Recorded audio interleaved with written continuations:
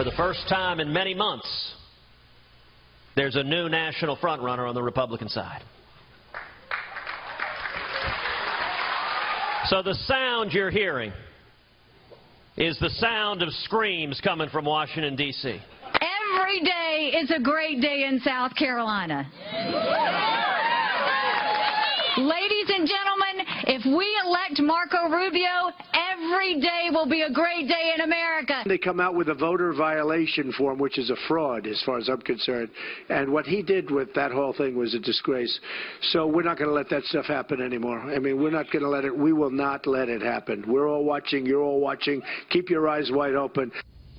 Some of the sights and sounds from South Carolina today. The poll that Ted Cruz was referring to is the new NBC Wall Street Journal poll, a national poll in which Cruz is up 2 points within the margin of error there over Donald Trump. And there you see the rest of the poll.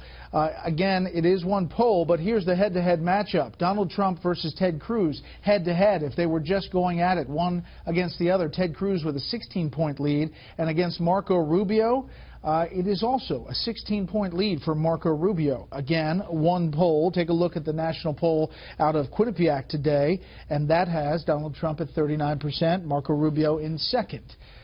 So, where are we in this race? Let's bring in our panel. Steve Hayes, senior writer for the Weekly Standard. A.B. Stoddard, associate editor of The Hill, and syndicated columnist Charles Krauthammer. Steve, it's important to point out that this is one poll. We don't know whether this is a trend until we see more numbers. Right. Just a small difference between those two national polls. I mean, it's, you know, you've got one that has Cruz +2, you have others that have Trump +20, +18.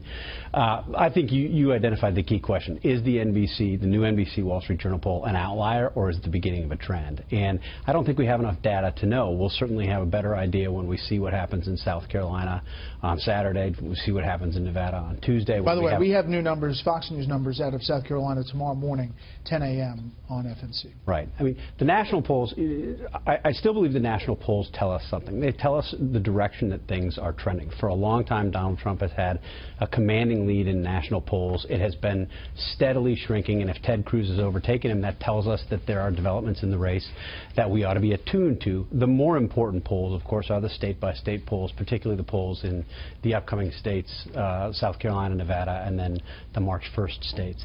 And in South Carolina, by all accounts, in the public polling, Donald Trump maintains a commanding lead. I mean, sometimes a 20-point lead.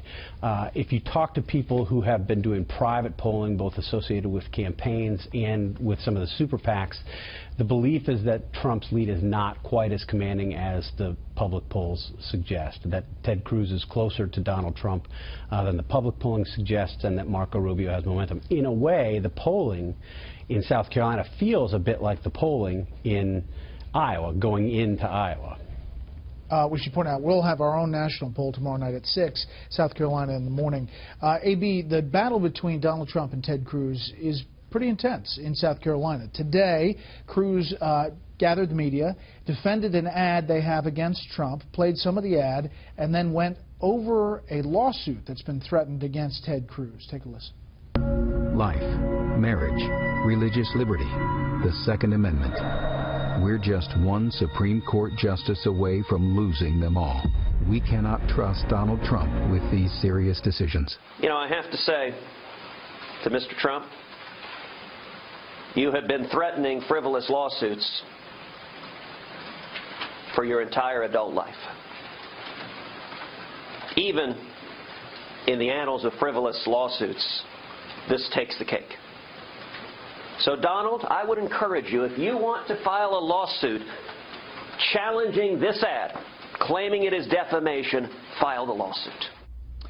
And this was the letter from Trump's lawyer that Cruz was responding to. Ted Cruz has already had one of his ads pulled off the air concerning Senator Rubio because it was totally false. Additionally, he was forced to apologize to Dr. Ben Carson for fraudulently stealing his votes in Iowa and was embarrassed by his phony voter violation form. He is a liar, and these ads and statements made by Cruz are clearly desperate moves by a guy who is tanking in the polls, watching his campaign go up in flames. Finally explains Cruz's logo. If I want to bring a lawsuit, it would be legitimate. Likewise, if I want to bring the lawsuit regarding Senator Cruz being a natural-born Canadian, I will do so. Time will tell, Teddy. I don't really have enough time, Brett, to go through how many things he's said that aren't true, starting with the fact that President Bush, led us into war intentionally, knowing he was lying about intelligence and all the other stuff. Also, he apparently predicted that the Iraq war would be a mistake, but no one can find him ever predicting it until we were a year into the war and things going south. Ted Cruz never apologized for stealing votes from Ben Carson. Ben Carson outperformed the polling in Iowa that came out 2 nights before the votes. He came in 4th. He did very well. Ted Cruz apologized for not saying something to his staff earlier that night and having his staff deal with a tweet or whatever about breaking news on CNN. He has never said, I apologize to Ben Carson for stealing his votes in Iowa. So the thing is about his presser today, which was impressive, is Ted Cruz obviously is well-versed in the law. He's argued before the Supreme Court, and when he gets going, no one is going to stop him, and everyone's going to believe everything he's saying. But also, the grounds for this, obviously, is a legal joke, even if you are not the scholar that Ted Cruz is. Ted Cruz, just like Steve said, they have the same anxieties as they did going into Iowa. Rubio could be surging. Ted Cruz is worried Rubio might come close to him. Trump is worried Ted Cruz could eclipse him and come in first. And so it's really the same feeling and the same fights going on, only Trump has brought it to a new level. And the whole narrative of they want the fighter, the voters want the fighter this year. Is this legal effort, this lawsuit threatening, is that the fighter that people you think want? I'm not sure it helps him in that respect. I think it looks rather petulant. Also, conservatives or ordinary people don't like when rich, powerful people threaten lawsuits here and there. I thought the strongest element of what Cruz has said is that he's done this all his life in business as well, because it's a use of your power and your money and your influence, because ordinary folks can't afford a defense and often have to cave in. It's a kind of it's a bullying using the law. Well, let me just say, one legal group has Donald Trump named in 169 lawsuits, federal lawsuits. So that plays into that narrative. But look, we were talking about the polls, how disparate they are. But the one thing that they agree on is that if you take Trump against the field wins.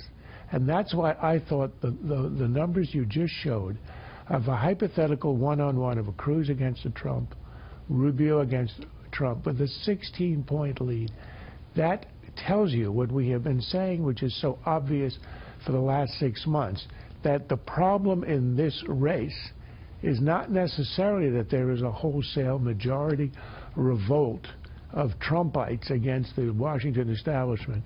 What there is a significant plurality. But the reason he's way ahead, and it looks like a wholesale revolt, is because the anti-Trump vote is so split. And if it consolidates, it would beat him. The problem is it has not consolidated, and if the vote remains split, it may never consolidate, and Trump will win the nomination. There was one town hall soundbite from Jeb Bush today where he looked frustrated. He said, what am I supposed to give up and just pack it in? Yeah, he sounded frustrated in that audio, and that town hall came right after Marco Rubio had won the endorsement of Nikki Haley. Jeb Bush had wanted that endorsement, had said in an interview yesterday that he thought it would be a very important endorsement, and then it went to Marco Rubio. I think the most important thing going into South Carolina to remember is that in 2012, 55% of South Carolinians decided in the last few days. If there is a surge, as there was in Iowa, it would seem to benefit Marco Rubio. If there's a surge, as there was in New Hampshire, it would benefit a John Kasich or maybe a Donald Trump.